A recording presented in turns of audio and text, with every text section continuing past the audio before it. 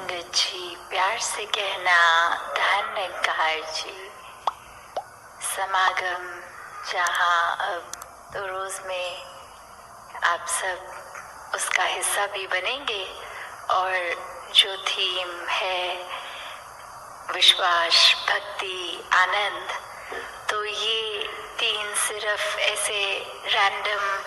भक्ति से जुड़े वर्ड्स नहीं, पर एक भक्त की यात्रा का इसमें पूरा वर्णन है कि कैसे जब ब्रह्म ज्ञान प्राप्त हो जाता है उसके बाद ही ये विश्वास इस परमात्मा पे असली रूप में आता है। क्योंकि ब्रह्म ज्ञान से पहले अगर विश्वास है भी तो वो विश्वास फिर या तो किसी लालसा के कारण, इच्छा के कारण, भय के कारण या कोई भी और अन्य कारण हो सकता है। पर जब ये ब्रह्म ज्ञान की दात के बाद ये विश्वास मन में बैठता है तो उसी के साथ ये भक्ति भरा जीवन जहाँ शुरू होता है और वहीं ये अवस्था साथ ही आनंद की आ जाती है, जहाँ सहजता है, स्थिरता है, एक ठहराव की बात कि कैसे हमने हमेशा अपने यात्रा में जहाँ दिन में अनेकों बार ये सहज रूप में ही फिर ये परमात्मा का ख्याल आना, ये मुख से सुमिरन निकलना, हर एक के लिए भला मांगने की बात कि हम इसी तरह अपने जीवन में जहाँ फेथ की बात करते हैं तो वो एक विश्वास सिर्फ ऐसा नहीं कि वो कुछ सामने और है पर हम देख कुछ और रहे हैं, नहीं,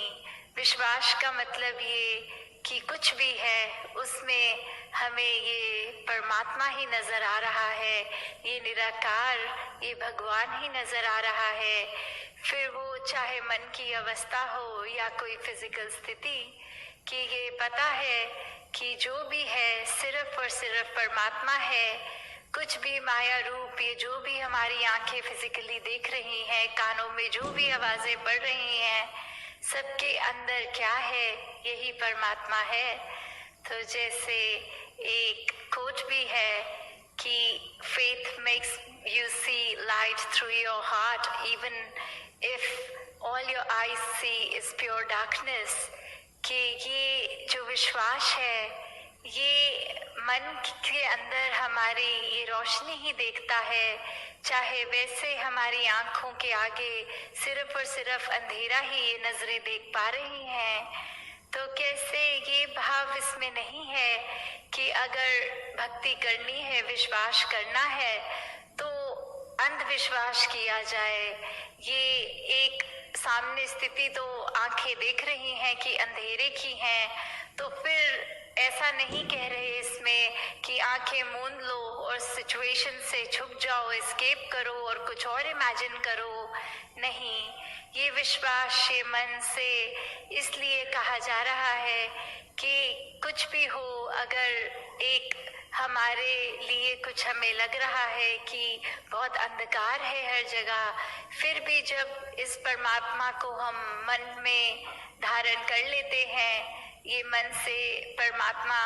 एक हमारे फिर रोम रोम से जब परमात्मा ही हमें याद रहता है, हमारे कर्मों में इसी के गुण झलकते हैं, तो फिर ये मन सिर्फ रोशनी देखता है, चाहे असल में कहा जाए तो अंधकार ही है। तो कैसे मन में हमेशा अगर हम ये भी सोचें कि एक विश्वास को बार बार पक्का करने की बात जहाँ आती है कि हम अपने मन से तो कर लेते हैं, चाहे वो हमारे जीवन में कुछ एक्सपीरियंसेस हमें मिले जिसने विश्वास पक्का कर दिया, चाहे वो एक संतों के संग की यहाँ महत्वपूर्ण बात आती है कि उनके जीवन के एक्सपीरियंस से भी हमने ये सुन लिया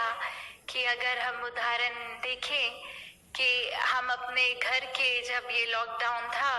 तो बंद कमरे के अंदर चाहे कुछ नहीं कर रहे थे, कहीं ऐसी जगह भी नहीं जा रहे थे जहाँ पोल्यूशन, मिट्टी हमारे ऊपर स्किन के कपड़ों के आता, फिर भी अगर 24 घंटे एक दिन बीत जाता था तो हम वापस वही अपनी क्रिया स्नान करने लग जाते थे, अपनी हाइजीन को मेंटेन करने लग जाते थे। तो उस लिहाज से देखा जाए तो पूरा दिन कुछ ना करने के बाद भी ये शरीर को स्नान करने की आवश्यकता अगर पड़ गई तो उसी दौरान अगर ध्यान मन पे जाए तो मन तो हर सेकेंड ही कुछ ना कुछ सोच रहा है, कभी एक अच्छे ख्याल, पॉजिटिव ख्याल, और कभी कुछ नेगेटिव ख्याल भी ये मन सोच लेता है। तो अगर जहाँ तन की खातिर कुछ ना किए बिना भी उसको साफ करने के लिए स्नान की ज़रूरत है, तो ये मन का हाल तो फिर बहुत ही ये चंचल, ये तो तरह तरह के रंग में ढल जाता है। तो मन को साफ करने के लिए ये संतों का संग, चाहे उस रूप में तो फिजिकल सत्संग नहीं हो रही अभी 2 सालों से, पर कैसे ये वर्चुअल रूप ही सही, ये समागम के थ्रू हर एक के मन में वो ठंडक, वो एक ही बात, इस परमात्मा का ध्यान, इसके ऊपर हर पल ऐसा विश्वास रखे और भक्ति करते हुए ही आनंद की अवस्था एक प्राप्त होती है। जैसे सभी ने अभी समागम का जो लोगों भी देखा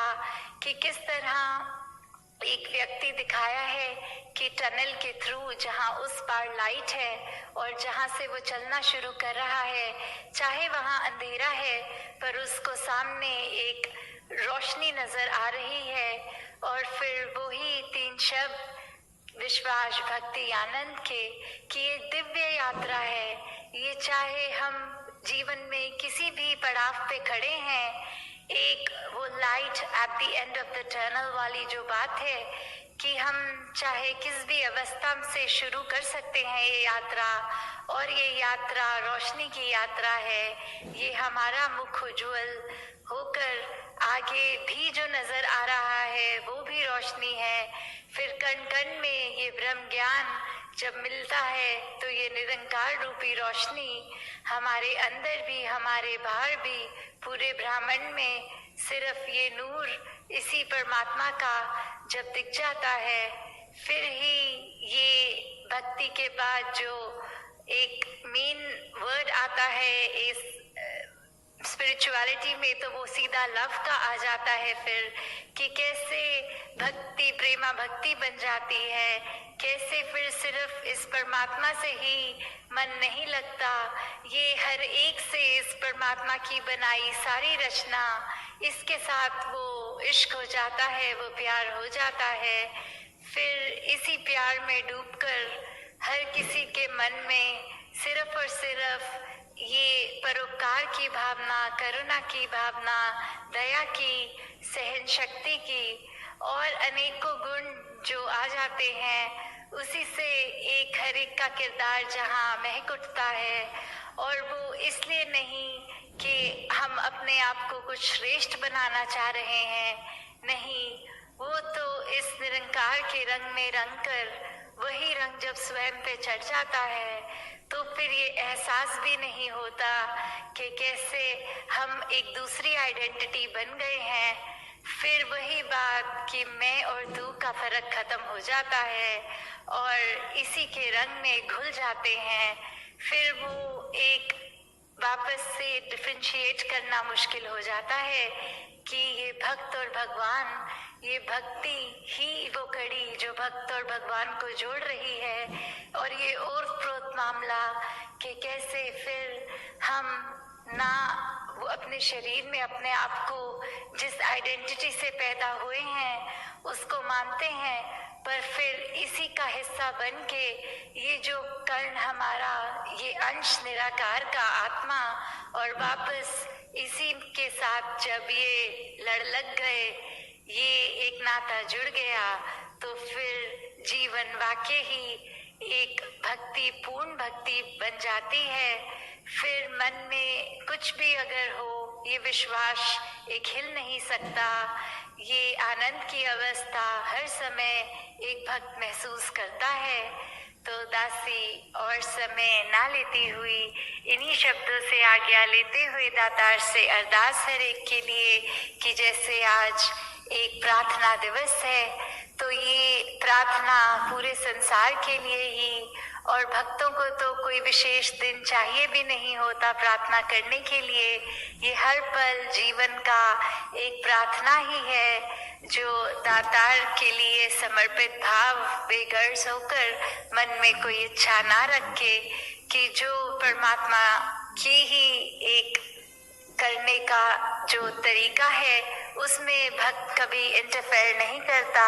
बस इसकी रजा में रहता है, तो हर एक का जीवन ऐसा ही बन जाए। साथ संगत जी प्यार से कहना, धन निरंकार जी।